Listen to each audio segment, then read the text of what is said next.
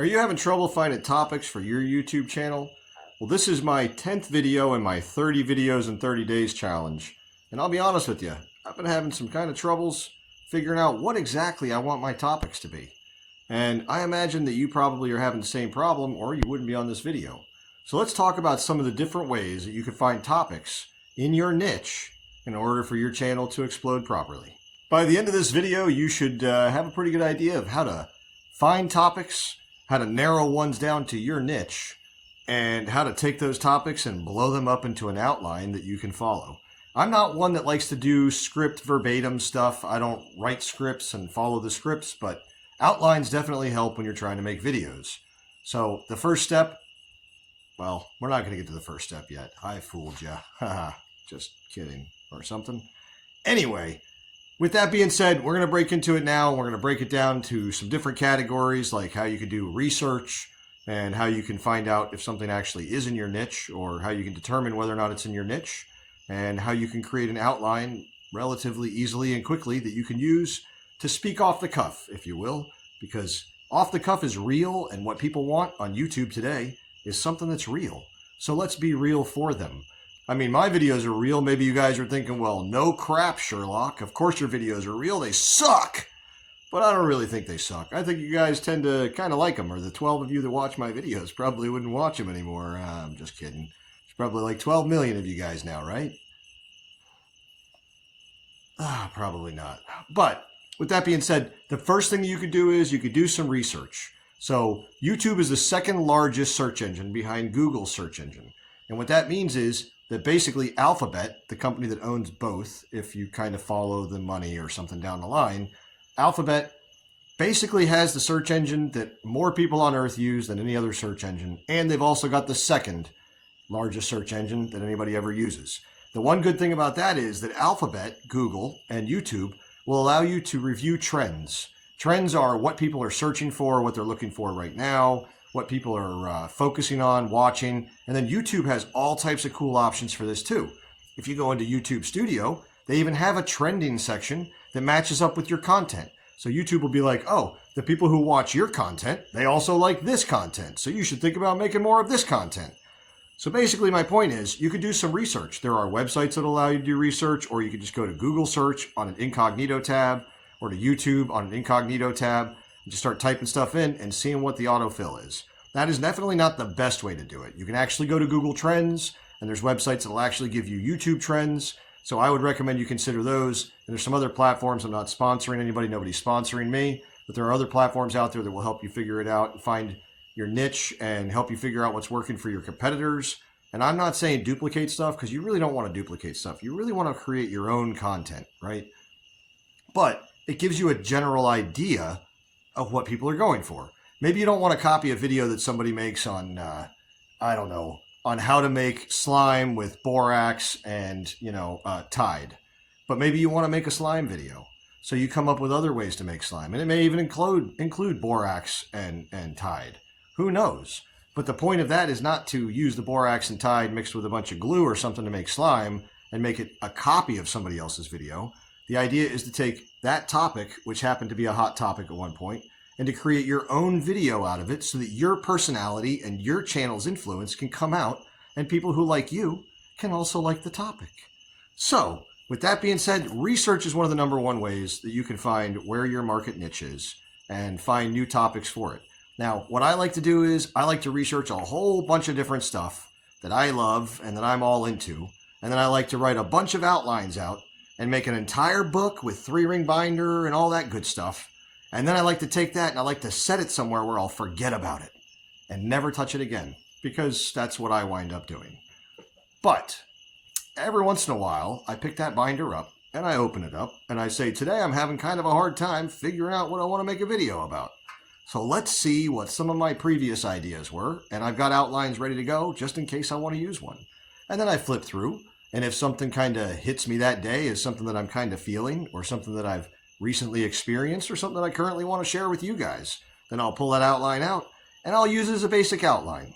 Just a basic outline. It's still all off the cuff. It's still the real me. I'm still really here with you guys, and I'm still really talking to you. But with that being said, You can't always do that, and you can't always run off of an outline, but an outline can help. So, I digress. I'm going way overboard here. We need to get back to the basics of the meat and potatoes. After you have created a bunch of outlines and you have put them in your 3-ring binder and you have ignored them on the shelf for a while, then you can start thinking about what specifically you have a passion in that you can share with your audience. Remember, your channel is less a very specific niche, whatever you want to call it, Niche, whatever one you have chosen, does not mean that your videos have to 100% be within that niche. Now, will videos within that niche do better on your channel because your subscribers are already liking that stuff? Probably. But what they really like about your channel is not the niche, because they could find that in another channel. What they really like about your channel is you. They like your personality. They like the way you cut your videos. They like the way you talk to the camera. They like the way that you explain things. They like the weird little things you do, or they like watching you make people angry, because there's a lot of that on YouTube nowadays. Well, maybe not on YouTube, but there's a lot of that on the internet where people just go around and just irritate other people, and then they put it on video and everybody's like, oh, I gotta see that. Not my thing, people. Not my thing. Otherwise, I'd be in shorts. No, not those types of shorts. YouTube shorts. Duh. Now, that doesn't mean you shouldn't try to get your videos to be somewhat in your niche, right? So like my niche, I'm not sure exactly where my niche falls. I'm a mechanic. I build stuff. I fix stuff. I focus my life on learning to be a good father and reading all about, how people go through turmoils and stresses and emotional problems. And I've had a lot of PTSD of my own in my life, and I've been through a lot of suffering and misery. And I basically learned how to do pretty much everything. And I want to kind of share that with you guys. So my niche isn't really automotive, and it's not really just DIY stuff.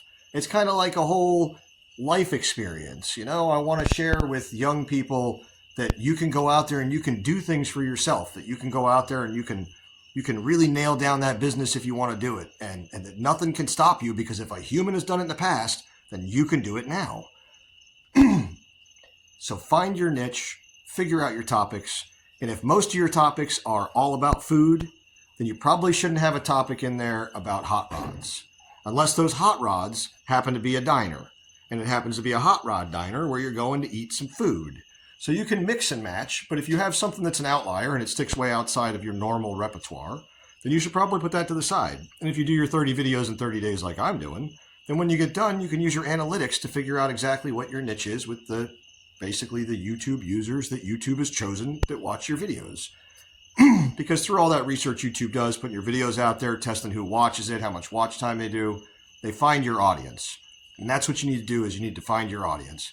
And what your audience wants, not always what you think they want. What they want is they want something specific from you they don't get anywhere else. It could be information, it could be your personality, it could be just wanting to know about your life. But whatever it is, that's what you're actually promoting. So make sure that whatever you're pushing stays within that category. Not necessarily it doesn't necessarily have to be about cars for an automotive mechanic. It doesn't necessarily have to be about food for a foodie, but it should probably stay pretty close to that category. I'll be honest with you, I've gotten to the end of the video. I don't even remember what the first group of categories was. I had something about, doing some research and finding out some ideas. And then I had something about how to narrow those ideas down into videos. And then I guess the last one would be how to actually make those videos and post them. Well, a lot of people get burned out pretty quick on YouTube because they're trying to make videos and make them perfect. And it's great when you watch a wonderful YouTuber and they've got 5 million subscribers or 2 million subscribers or 100,000 subscribers and they're getting 2 million views per video. And they make these beautifully edited videos that are cut every 3 seconds, and there's different camera angles, and there's pop-ups, and there's bubbles, and there's words that pop up on the screen, and picture, and it's always constantly changing, keeps your attention there the whole time. That's great. Those are wonderful videos. But when you first start YouTube will not punish you for putting out regular videos, for putting out videos that people are really going to see are real. It's more important that you shoot the video and edit it and get it online than it is that the video is perfect. When it's later on down the road in YouTube, you can make your videos perfect. After you've gotten monetized, after you're making an income, after you're working part-time or not at all anymore because YouTube's supporting either part of or all of your income.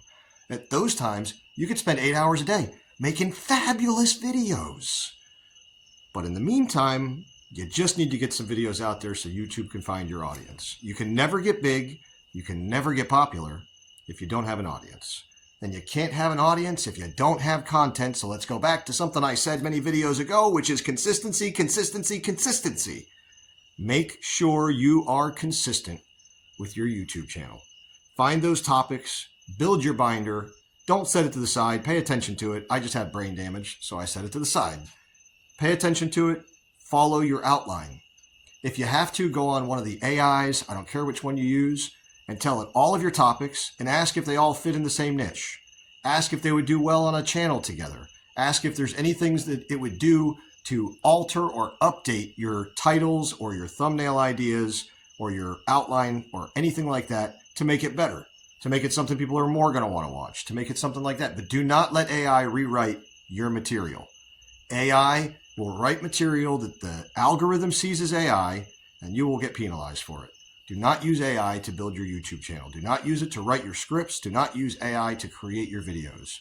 You can use AI sparingly, but what YouTube wants is you. So don't give YouTube an AI. Don't give it an algorithm. Don't give it something it doesn't want, because the users on YouTube, just like you, don't want to watch AI. They want to watch real people and real world experiences and real life. That's all I got for you tonight. Ta-ta for now. Thanks for watching. Like and subscribe. You guys are awesome. You rock. I freaking love you. I'd use curse words, but I want my videos to be popular with everybody, even if they've got kids around. So thanks very much, guys. I'll talk to you soon. Don't forget to hit those buttons. Peace out.